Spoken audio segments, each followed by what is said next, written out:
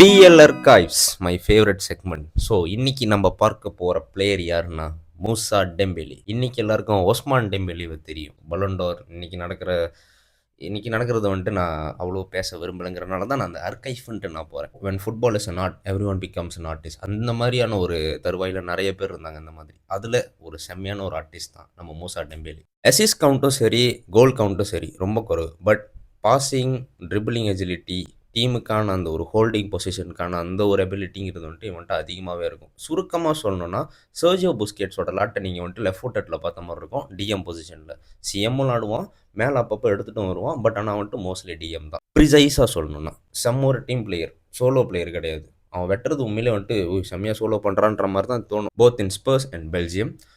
Work rate பார்த்தீங்கன்னா வந்துட்டு தொத்தனமில் தான் அதிகம். ஏன்னா அவனுக்கு கெமிஸ்ட்ரி வந்துட்டு நிறைய பேர் இருந்தாங்க. அவன் கூட வந்துட்டு எரிக்சன், ஏர்லியாக வந்த ஹரிகெயின், அப்போ விங்கில் வந்துட்டு லெனன் இருந்தான்னு நினைக்கிறேன். அண்ட் ஆல்சோ வந்துட்டு அவனுக்கு அதான் ஒர்க் ரேட் பண்ணுறதுக்கு, அவனுக்கு கூட கெமிஸ்ட்ரி போட்டு விளாட்றதுக்கு நிறைய பேர் இருந்தாங்க. அண்ட் ஆல்சோ வந்துட்டு அவனை பொறுத்த வரைக்கும் நான் லாண்டா போதும், என் டீம் ஜெயிச்சா போதுன்ற மாதிரியான ஒரு பிளேயர் இருப்பாங்க. அந்த மாதிரியான ஒரு பிளேயர் தான் வந்துட்டு மூசா டெம்பேலி. சிசிலிங்காக இருக்கும், இப்படி கத்தி மாதிரி இப்படி வரும். ஸ்பீடான பிளேயர் கிடையாது தெரியுமா. உண்மையிலே இவருக்கு வந்துட்டு ஸ்பீடுன்னு ஒன்று அந்தளவுக்கு நான் பார்த்து ஒரு ஞாபகம் இல்லை. லங்கா பிசாராக இருக்கும், கரெக்டாக போவாக வருவாங்க.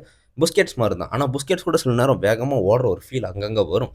பட் மூசா டெம்பேலி வந்துட்டு அப்படி இல்லை. அவன் வேகமாக ஓடியே நான் பார்த்ததே கிடையாது. மோஸ்ட்லி 1-2 இடங்களில் வந்துட்டு ஸ்லைடிங் டேக்கிள் போடுறதுக்கு நான் பார்த்துருக்கேன் ஒழிய, அவங்களாம் பந்தை எடுத்துக்கிட்டு ஓடி ஒரு ஸ்ட்ரைக்கர் மாதிரி நான் பார்த்ததே கிடையாது. பட் பந்து அவங்ககிட்ட இருக்கும்போது, அவங்க ப்ரைமில் பந்து அவங்கள்ட்ட எடுக்க முடியாது. இது மிகப்படுத்தி சொல்கிறேன் அப்படின்னு இல்லை. மூசா டெம்பேலி விளாட்டு பார்த்தா அவங்களுக்கு தெரியும். தெரிஞ்ச ஒரு கமெண்ட் தட்டி விடுங்க. லிங்க் அப் பிளேன்னு பார்த்தா எரிக்சன் டெம்பேலி, அது எனக்கு ரொம்ப பிடிக்கும். அது ரொம்ப அண்டர் ரேட்டடாக நோட்டீஸ் பண்ணாத ஒரு லிங்க் அப் பிளே உண்மையிலே. அண்ட் பிரீமியர் லீக் எனப்படுவது வந்துட்டு இந்த ஸ்டார்ஸான அவங்களால மட்டும் ஃபீல் பண்ணுறதில்ல. இந்த மாதிரியான ஆளுங்கனாலையும் தான் பிரீமியர் லீக் இன்னும் என்டர்டெய்னிங்காக, இன்னும் அன்ஃபர்கெட்டபுளாக இருந்திருக்கிறதுக்கு ஒரு முக்கியமான ஒரு காரணம். அண்ட் மூசா டெம்பேலினால வந்துட்டு எத்தனை பேர் வந்துட்டு முன்ன ஸ்பர்ஸை ஃபாலோ பண்ணீங்க. அண்டு சில பேர் ஃபேன்ஸாக கூட இருந்திருப்பீங்களே, இப்போ வரைக்கும் ஸ்பர்ஸுக்கு ஃபேனாக இருப்பாங்க, சில பேர் இருப்பாங்க. அவங்க ஒரு கமெண்ட் தட்டி விடுங்க. அண்ட் ஆல்சோ வந்துட்டு உங்கள் ஃப்ரெண்ட்ஸில் யார் வந்துட்டு ஸ்பர்ஸ் ஃபேனாக இருக்காங்களோ, அவங்களில் யாருக்கு மூசா டெம்பேலி பிடிக்குமோ அவங்களுக்கு இந்த வீடியோ அனுப்பி விடுங்க. Last but not the least, அவனோட ஒர்க் ரேட்டுக்கு வந்துட்டு ஸ்பர்ஸை இறக்கி பேசுகிறேன்னு இல்லை, இன்னும் ஒரு பெரிய டீமுக்கோ வேற ஒரு லீகுக்கு அவனோட ப்ரைமில் இருந்த டைமுக்கு போயிருந்தான், இன்னும் அவனோட பொட்டன்ஷியல் இன்னும் கொஞ்சம் அதிகமாக அச்சீவ் பண்ணியிருப்பானோன்னு எனக்கு தோணுச்சு. But he enjoyed playing in spruce. அதை நம்ம ஒன்றும் பண்ண முடியாது.